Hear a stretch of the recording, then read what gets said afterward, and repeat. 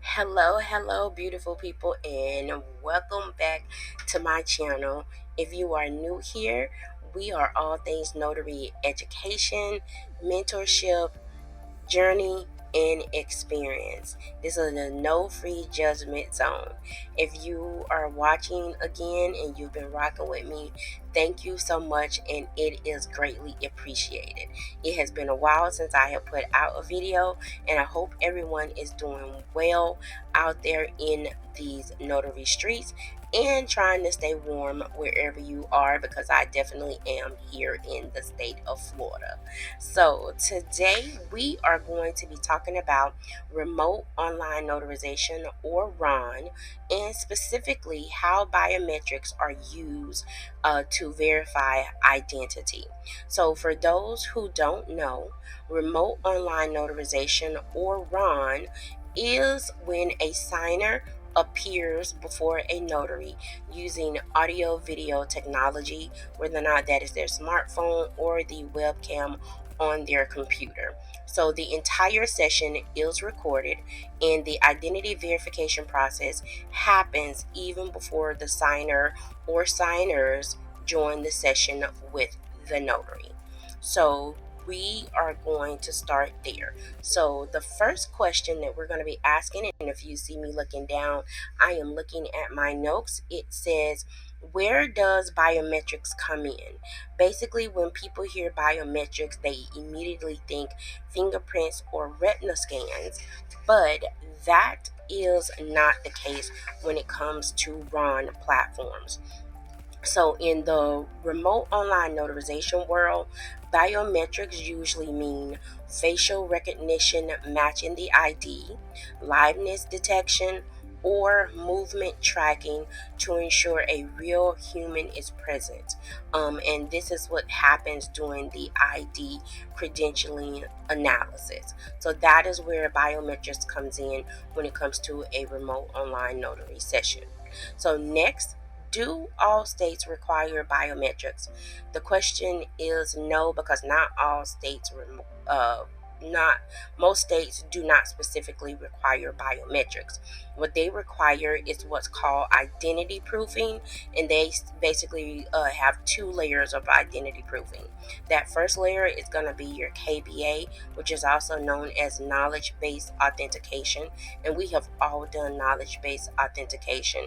If you have ever done anything on uh, trying to set up a new app, or going to a set up anything online with a new account or anything, it always may ask you a certain set of questions. Some of those questions could be, um, what what was your address during 1999, or what out of these four options, what was the car that you purchased? Those are the type of questions that it asks, and it uses your credit history in order to do that. It also, because I've had signers say, "Oh, the KBA took me a little while because they were asking me questions that were 20 years old."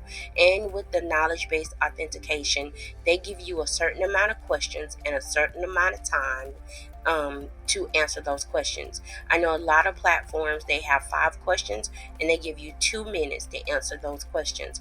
If you do not answer all of those questions correctly in 5 minutes, in 2 minutes, then you're locked out and you have to wait 24 hours to come back and try again.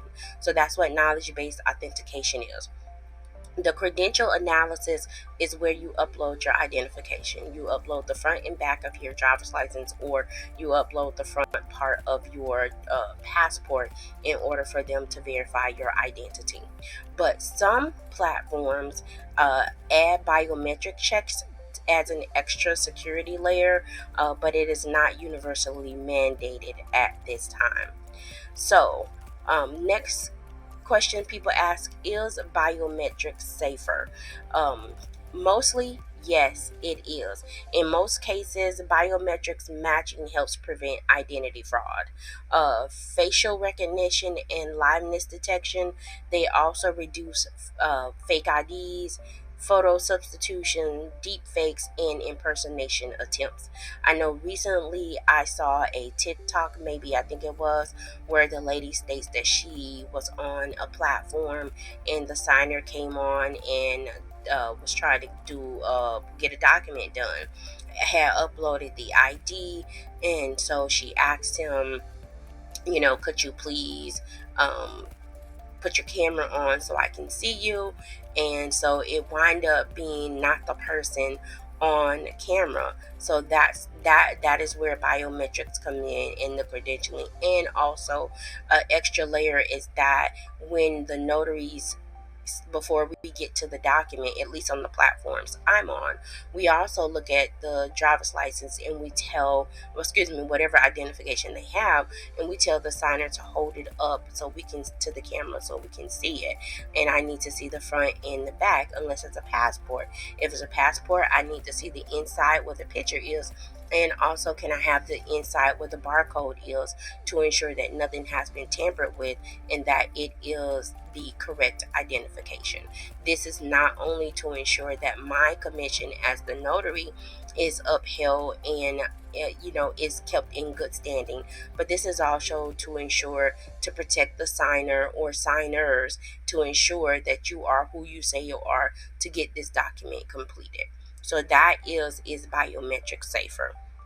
Next, a lot of people ask me, do I think biometrics will become mandatory?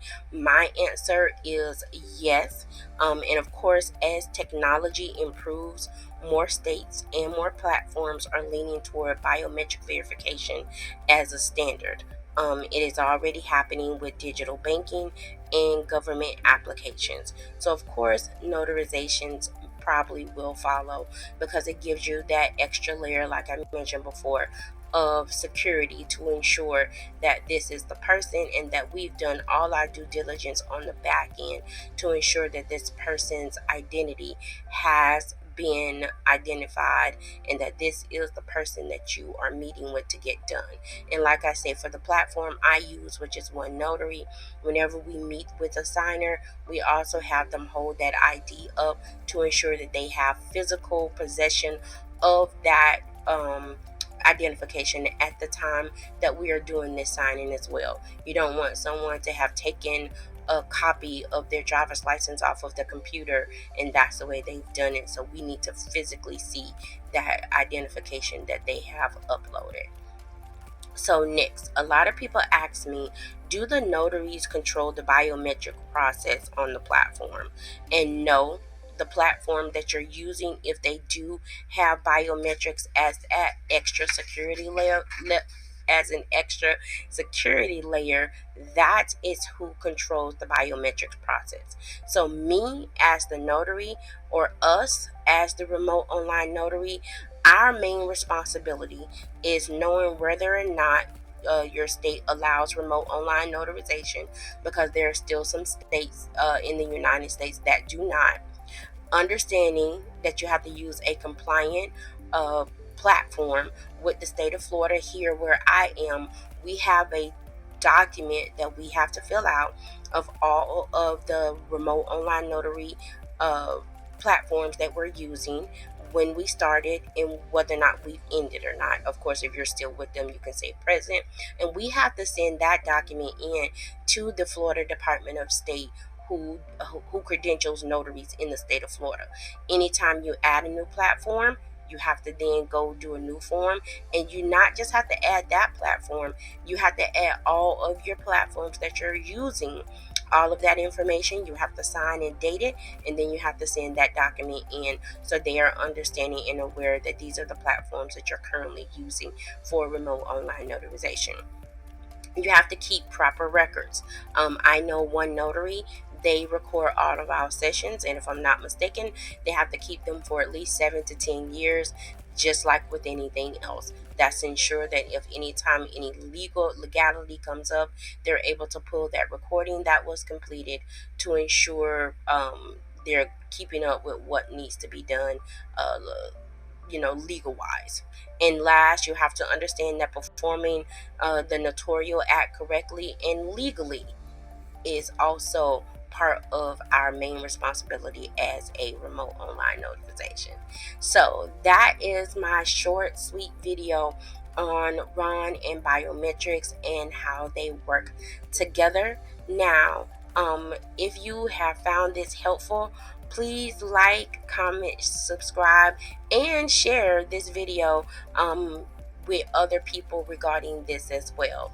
Of course, you know I love hearing from you guys, so put down in the comments whether or not you are a remote online notarization now, what platforms you use, and do you know if the platform uses biometrics at this time. I cannot wait to hear from you guys, see your comments. If you're not, and if you are thinking about becoming a remote online notarization, let me know if this helped you all as well too. I love hearing from you guys. I try to reply to all your comments, and I can't wait to see these regarding this video too. So until next time, happy stamping and signing.